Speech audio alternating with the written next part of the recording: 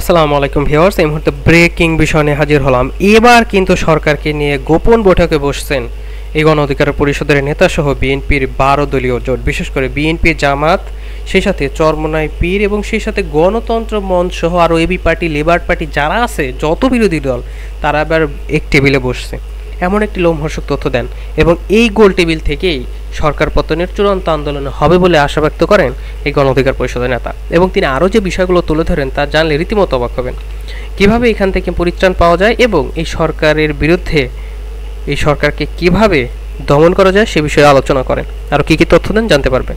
অন্যদিকে বিএনপির এই মুখ্য নেতা কয়েশ্বর চৌধুরী তিনি যে তথ্য দিলেন, তিনি এবার খুব রেগেই গেলেন এবং তিনি দাবি করেন এই সরকারের পতন ঘটবে। তার বক্তব্যে এমনই আশাবাদ ব্যক্ত করেন। তবে সেই দিনটা কবে এবং বিএনপির এখন মূল লক্ষ্যটা কি, তারা এই সমাবেশ করে তারা কি করতে চাচ্ছে, নাকি আরও 5 বছর পর তারা আবারও নির্বাচনে যাবে, আসবে কি না, সে সকল বিষয় নিয়ে কি ধারণা তাদের বক্তব্য থেকে বুঝতে পারবেন। এবং সব শেষে আপনাদের মাঝে তুলে ধরবো এবার কিন্তু ইসরায়েলের সাথে যে শেখ হাসিনার সম্পর্ক সেই বিষয়টি নিয়ে কঠিন কিছু হুঁশিয়ারি বার্তা দিচ্ছে এই গণ অধিকার পরিষদের নেতা এবং তার দাবি শেখ হাসিনাকে প্রশ্ন ছুরি দিয়ে বলেন কেন এই বিষয়টা করা হলো। আরও কী কী তথ্য দিলেন ইসরায়েলের বিষয় নিয়ে তা জানতে পারবেন। এতক্ষণ শুনছিলেন শিরোনাম, এবার বিস্তারিত চলুন। এবার যে আমরা দেখে নেই মূল বিষয়টা কি। হঠাৎ করে গোল টেবিলে এতগুলো বিরোধী দল একসাথে বসতে যাচ্ছে, এখান থেকে কি তাহলে চূড়ান্ত পতনের সূত্র হতে পারে? কি তথ্য দিচ্ছেন চলুন দেখে নেই। প্রথম বিএনপি, জামাত ইসলামী, ইসলামী আন্দোলন বাংলাদেশ অর্থাৎ চরমোনাই পীর সাহেবের যে রাজনৈতিক দল, গণতন্ত্র মঞ্চ, 12 দলীয় জোট, এবি পার্টি, লেবার পার্টি সহ বাংলাদেশের মোটা দাগে প্রথম সারির ডানপন্থী, বামপন্থী এবং মধ্যপন্থী যে রাজনৈতিক দলগুলো রয়েছে, সবগুলো রাজনৈতিক দলকে এক টেবিলে আমরা আনতে পেরেছি। এই জন্য আমরা আলহামদুলিল্লাহ। দীর্ঘদিন বাংলাদেশের মানুষের, জনগণের যে ডিমান্ড, যে প্রত্যাশা, যে চাহিদা ছিল যে বাংলাদেশের বিরোধী সকল রাজনৈতিক দলগুলোকে তারা এক টেবিলে দেখতে চেয়েছিল, ভিতরে ঐক্য তারা দেখতে চেয়েছিল। খুব একটি হতাশা কাজ করে আসছিল। এই হতাশা, এই ক্ষোভ কেন? যে আমরা নিজেরাই তো ঠিক নাই, আমরা নিজেরাই এক টেবিলে বসতে পারি না। বিএনপি, জামাত, ইসলামী আন্দোলন, ডানপন্থী, বামপন্থীরা এরা নিজেরাই ঠিক নেই ইত্যাদি, এরকম জনগণের মনে একটি দীর্ঘদিন ধরে ক্ষোভ ছিল, এরকম একটি চাপা রাগ ছিল। তো যাই হোক, আলহামদুলিল্লাহ গণ অধিকার পরিষদ সেই চাপা ক্ষোভ এবং রাগটিকে ভেঙে দিয়ে দীর্ঘদিন পরে হলেও এই বিরোধী রাজনৈতিক দলগুলোকে এক টেবিলে আনতে পেরেছে, এক টেবিলে বসাতে পেরেছে। এই জন্য আমরা আলহামদুলিল্লাহ পাঠ করি।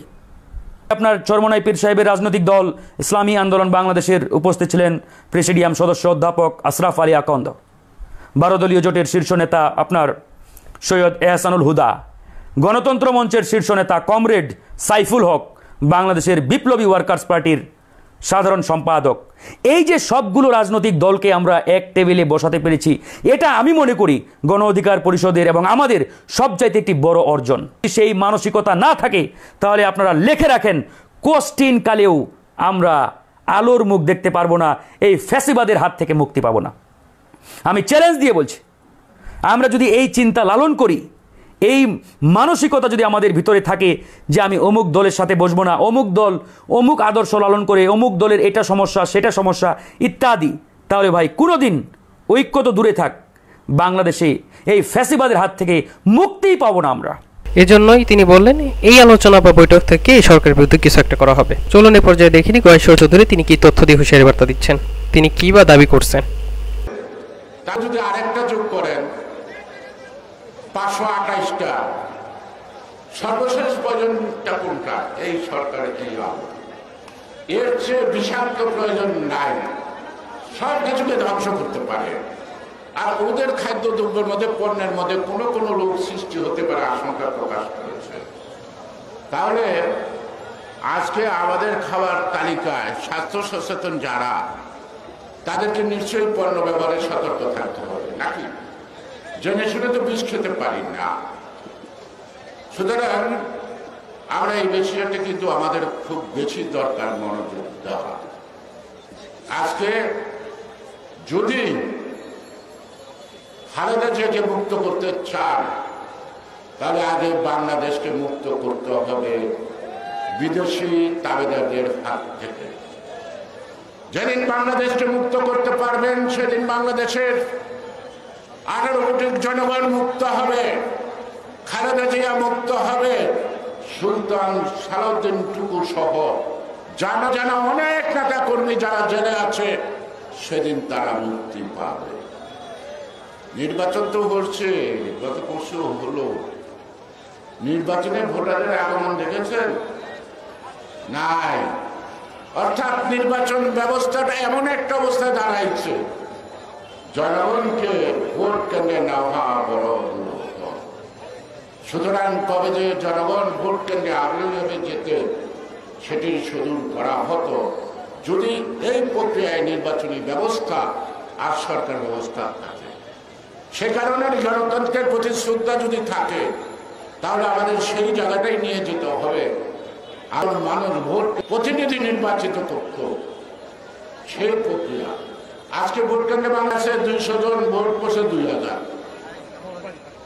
কেউ কারণে দেখে নাই, যে যেখানে পারে সেখানে ভিতরে বসে বসে পারে। এবং সবশেষে এবার তুলে ধরতে যাচ্ছি ইসরায়েলকে নিয়ে শেখ হাসিনার সাথে কি তুলনা করলেন এই গণ অধিকার পরিষদের নেতা, তার দাবিটা কি, চলুন দেখে নিই। যারা রয়েছে তাদের সম্পর্ক, যে দেখেন মুসলমানদেরকে এভাবে ছোট করছে তার সাথে সম্পর্ক। আপনি প্রধানমন্ত্রী শেখ হাসিনা, আপনি এই ইসরায়েল যেভাবে বর্বর হামলা চালাচ্ছে, আপনি সহানুভূতি দেখাচ্ছেন ফিলিস্তিনদের প্রতি, কিন্তু এই যে ভারত আমাদের দেশে যেভাবে আগ্রাসন চালাচ্ছে এদেশের জনগণের প্রতি আপনার কেন সহানুভূতি নাই? কেন নাই? তার মানে মিথ্যা কান্না, মায়া কান্না। একদিকে এদেশের মানুষ তার ভোট হারিয়েছে, এদেশের শ্রমিকরা নির্যাতন নিপীড়নের শিকার, অন্যদিকে আপনি ফিলিস্তিনিদের প্রতি আপনি করুণা দেখাচ্ছেন।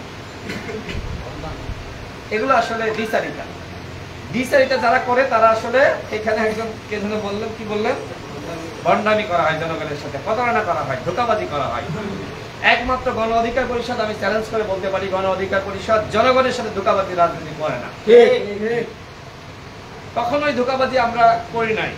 আমরা যেটি ইয়ামিন সাহেব এখানে বলেছেন যে আমরা জনগণকে কথা দিয়েছিলাম যে আমরা কোটা সংস্কার করেই ছাড়বো, তারপরে মাঠ ছাড়বো। আমরা করেছি না? করে দেখিয়েছি না? আমরা কিন্তু করে দেখিয়েছি। শিক্ষার্থীদের আমাদের উপর আস্থা বিশ্বাস রয়েছে। এবং এখানে আমাদের আলাউদ্দিন ভাই বললেন যে প্রায় 15 কোটি মানুষ, তার একটা অনুমান, যে গণ অধিকার পরিষদের নাম জানে, চেনে। এবং তিনি গ্রামে গ্রামে রাস্তায় রাস্তায় গিয়েছেন। মানুষ গণ অধিকার পরিষদকে ভালোবাসে এবং তার কাছে বলেছে যে আপনাদের কার্যক্রম আরেকটু গতিশীল করা দরকার, আমরা আপনাদের দলে যুক্ত হতে চাই। বলেছে না ভাই? তিনি বলল, তার মানে গণ অধিকার পরিষদ মানুষের হৃদয়ে একটি জায়গা, স্থান দখল করে নিয়েছে। তাহলে এখন আমাদের করণীয় কি? এখন এই যে এখানে আপনারা সামনে 70 থেকে 80 জন মানুষ রয়েছেন, আমরা এখানে যারা রয়েছি, আমরা এখানে যারা আছি প্রত্যেকেই সংগঠক, আমরা প্রত্যেকেই নেতা। আমরা যদি মনে করি যে আমরা আগামী 10 বছরে আমরা 10 জন করে কর্মী, গণ অধিকার পরিষদের কর্মী আমরা সংগ্রহ করব, এভাবেই তথ্য দেন এই গণ অধিকার পরিষদের নেতা।